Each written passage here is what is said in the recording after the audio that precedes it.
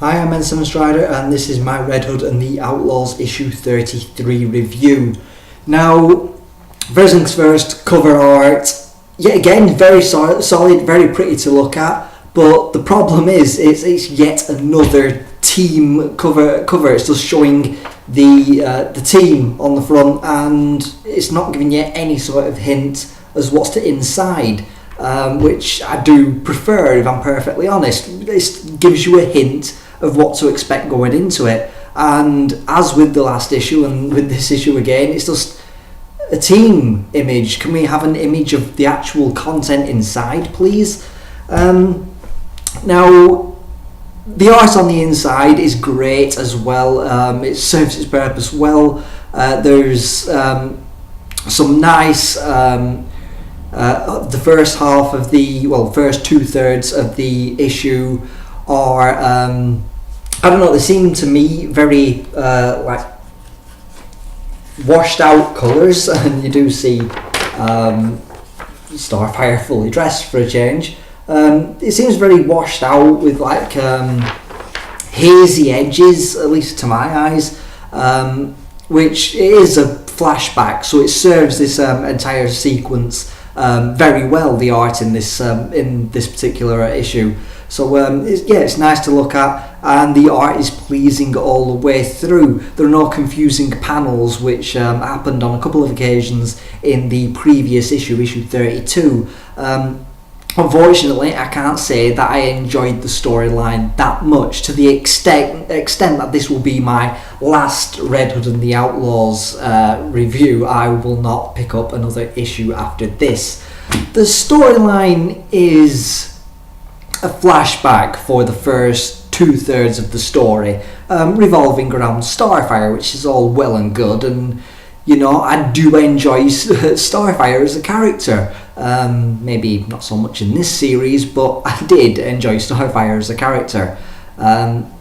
So yeah, but the problem is it's set in the past and it's a flashback, and we've already had our origin story, and we've already had a Secret Origins issue which had Starfire featuring in it. We don't need any more origin for this character. It just, for me, it seemed too drawn out. They could have covered this in much less space than the 2/3 of the issue that this took up, and it was just establishing things that we already knew about Starfire, as in the new 52 Starfire, which just put me off completely. I was bored reading it to the point where I actually put this issue down, and I had to come back later and read it at a later date. I was just bored.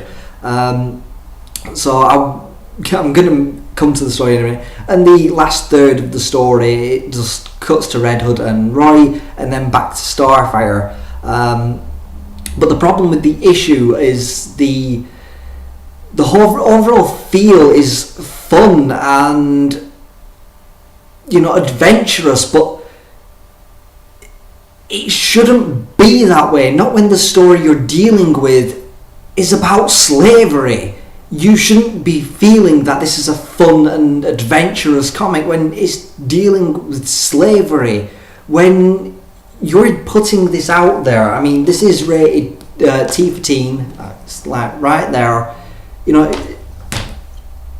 today's young people and young adults, they're just so informed about current events, and slavery is something that when you're reading it in a comic form, it shouldn't feel fun. It should deal with the issues at hand, especially when slavery is something that still happens today. I'm not just talking off in some far-flung reaches of the planet, you know, far-off countries. It happens in the UK and it happens in America. This isn't something that just happens in undeveloped countries. It's happening in, you know, the developed world as well. And when your reader base is informed, you know, they have the internet, they look these things up, and they have access to this information, you can't be putting out something that feels fun and, you know, adventurous, and you should deal with the issue at hand. You can't be putting out something that feels fun. It's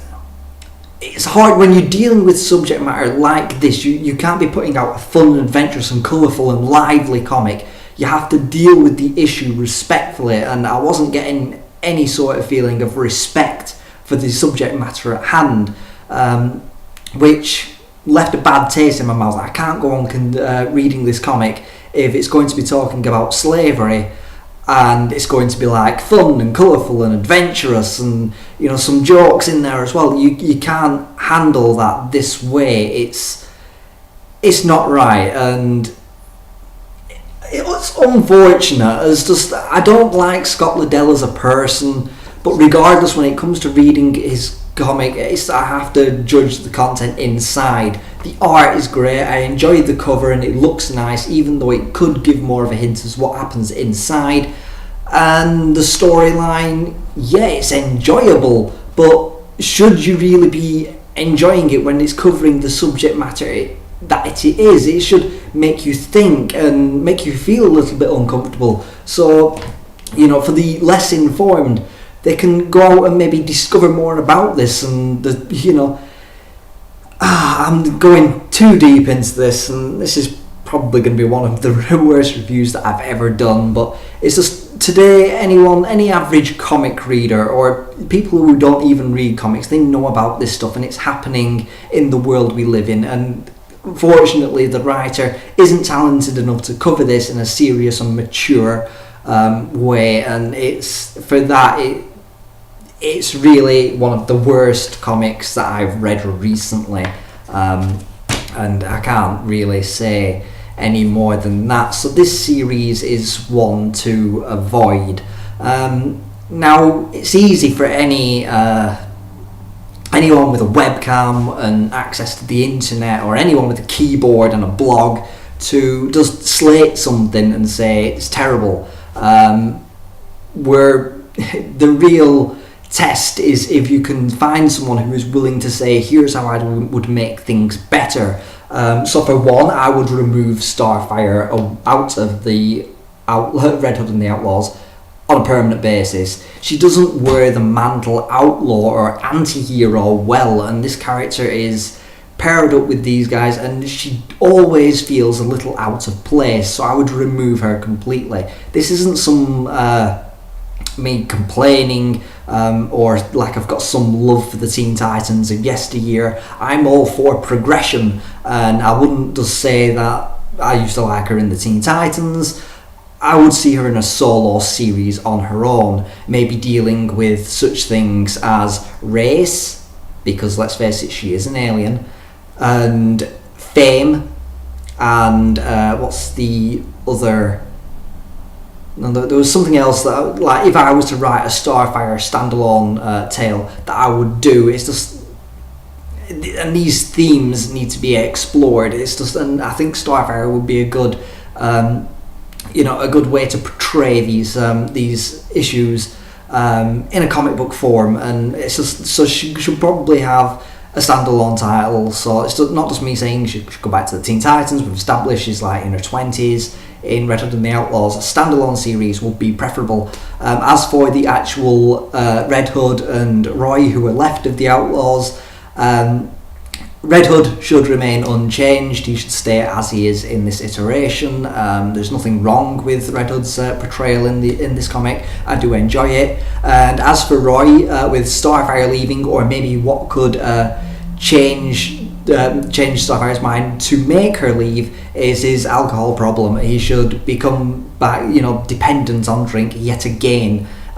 This could even build some nice friction between Roy and Red Hood, and an introduction of a third character, female if you want. Liddell, just if you're watching this, which I doubt you will be, but it should be another female character just for balance's sake. But I can't think of any off the top of my mind that I would actually pick out and say yes, this woman or even a guy should be part of the Red Hood and the Outlaws, just to add a little bit of balance there and balance things out. If Red Hood and Roy Harper were to start, become a bit of friction there between the two of them, with Roy's drink dependency, you're tackling issues yet again, if you can handle it, Liddell. But with Roy's alcohol dependency, and there will be a nice Starfire solo book, which I would be all for. So that's how I would maybe fix Red Hood and the Outlaws, because it is at the moment not the best read out there for DC, but it's by no means the worst, don't get me wrong. I've read some real terrible books from DC, but at the moment Red Hood and the Outlaws is one that I will not be reading anytime soon. So heading into the spoiler section now, I'm going to keep this very light, short and breezy, because I really don't want to go into too much detail. So as I've stated before, we've got a flashback at the beginning of the book with Starfire as an ambassador and a former slave, and she's on a planet which consists of cat people, as an ambassador, talking about her time as a slave and how slavery should be abolished. When she's left alone in her room, she's given the whole ambassadorial treatment. She's got a swanky room. She actually removes her ambassador's robes, and I'm just going to point this out dead quick, because there's her ambassador robes, okay, and there's her outfit that she wears the rest of the time. Why can't she wear that all the time, just instead of hanging out like that? It's not exactly pleasant to look at really all the time, just having tits thrust in your face. There's nothing wrong with having tits in your face, I'm all for it, but just like when it's in ink form, and there's going to be girls reading this too, it does generate negative body image, which is why I wouldn't let my daughter read this. That's kind of one of the criteria I just look for within female heroines. Would I let my daughter read this? So, she's left alone to her private chambers, and she removes her robes and she heads below the planet's surface through the water and corridors or whatever. And she's essentially looking for something beneath the planet. It's at this point that she explodes a guard by putting her fist through him from behind and blows him up, which is completely un-Starfire, but let's move on, because it does explain why she may be acting so violently. She's taking part in an underground railroad. She's there to free the slaves, and as a former slave herself, she would be angry, so I can kind of support maybe the over-aggressive nature that she used. But since she was already behind these guards, couldn't she have just knocked them out instead, somehow? Or distracted them? There were other methods other than bloodshed, so I can't really say that that's a great thing that she just went in there and exploded a guard. So she frees all the slaves, and then we cut back to the present day, and we see Roy and Red Hood outside the spaceship. They head inside and they see a whole bunch of corpses, probably slaves, and probably running and trying to find Starfire because they needed assistance. As we saw last issue, Starfire did just go into a rage and fly off somewhere. We catch up with Starfire at this point, and she's in Abu Dhabi, where she says, or the narration says at the very least, that this is the most corrupt place on earth. I'm like, really? It's like, let's just try and find the exact phrasing used. It says she can smell corruption. Every planet has one. Earth is called Abu Dhabi, the richest city in the world. The type of place you can get anything you want for a price. She's seen these people before, so it is a narrator, just an unknown narrator.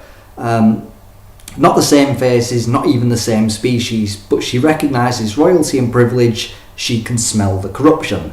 So yeah, she's in Abu Dhabi, and she's confronted with all these human people who are privileged and wealthy, and she immolates a pair sat at a table. She knew this wouldn't hurt them because it's revealed that these two people are aliens. In fact, everyone in this sort of like hotel sort of place is aliens, and she begins blasting them without discrimination. She's just like, take me to the most corrupt person you have here. And she's blasting them though. It's just like, stop blasting if you want to find the most powerful person there. It will probably help. It's at this point that a giant like space rhino dude, or probably like a hippo, he looks weird regardless. I'll see if I can find him. It is a full page, so yeah, it looks more like a hippo, I'd say. That dude right there. He pins her to the floor with a trident and says, is it me you're looking for? And it says, next issue, it's not him she's looking for. So as I say, that's the story in a nutshell. It's not thrilling, it's dealing with a subject matter that the writer is unable to deal with. I've given my opinion on how I would fix it. This is coming from someone who doesn't write comics, but I just think that would make for a more interesting read. Starfire in a standalone series, Red Hood and Red Arrow or Arsenal, whatever name he goes by now, with Roy, returning to his drink. Maybe after the events of these things, seeing slavery is not easy, but that's how I would mix things up. Just to have him return back to the drink, create a bit of friction in the team, bring in someone new, someone fresh and interesting who can add a bit of a dynamic to the team. A female character who is anti-hero, but none of them are coming to the mind at the moment that aren't already being used. There already seems to be like Harley Quinn, who's got a lot going on. She's got her own series, she shows up regularly in other series, she's in Suicide Squad regularly. So not her, not Joker's daughter. I can't think of it. Helena Bertinelli's off the list because she's in Grayson. So I can't think of any off the top of my head, but I think that would be nice and a nice change of pace. It'd give Liddell just seriously some room to work with an issue that you can approach with a bit of fun at times. Seeing anyone who's drunk falling over stupid, it can be quite funny, but it can also be quite disturbing. If you can get the right writer on this, just even Liddell, if you can do this, I know you can do this because I've seen better work from him. So feel free to disagree. If you enjoy this series, there's nothing wrong with enjoying it, but for me personally, I feel it's tackling an issue that the writer is unsuited for. So that's been my review of Red Hood and the Outlaws, issue 33. I've been N7 Strider, and I should go.